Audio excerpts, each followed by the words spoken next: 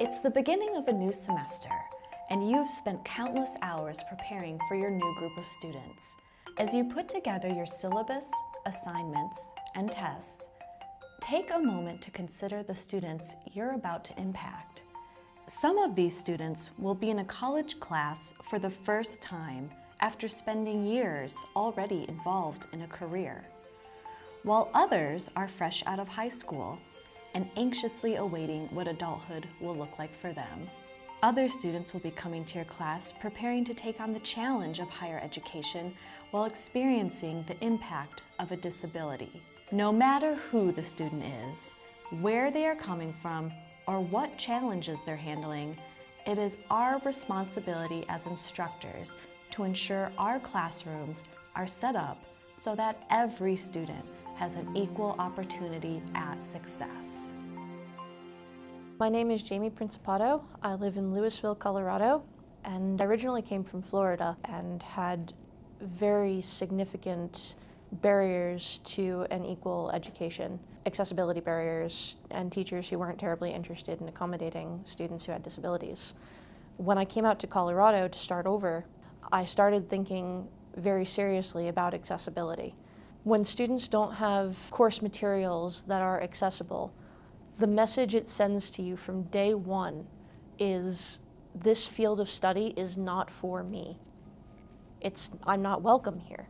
I'm not supposed to be here. If I was supposed to be here, then I'd have access. And when students get a message like that, it becomes very difficult for them to pursue a course of study and then later a career that matches their aptitude and their interest.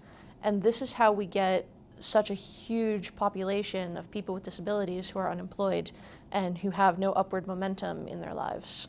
And that's a significant problem in this country. Universal design is an idea that makes environments better for everybody who uses them. If you have universally designed course materials, that means that not only can your blind students get better access to the information being presented in class, but so can the students who maybe struggle a little bit with reading, or the students who are learning English as their second language, or the students who have children at home who distract them while they're working. I had an astronomy professor who had never had a blind student in her class previous to me, and she was inspired to produce tactile versions of the constellations that we study in astronomy. And ever since she did that, she found that her sighted students actually gained significantly from having those tactile representations because they're getting the information through more than one sense now. They're hearing the lecture, they're seeing the graphics, and then they're feeling the graphics as well. So in this case, universal design helps me have access to the class at all, but it also helps my sighted peers have better access to the information.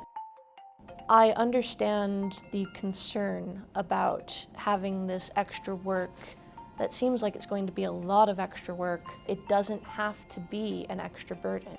There are resources on your campuses that can help you. People in your department who maybe have had students with disabilities that you haven't seen yet.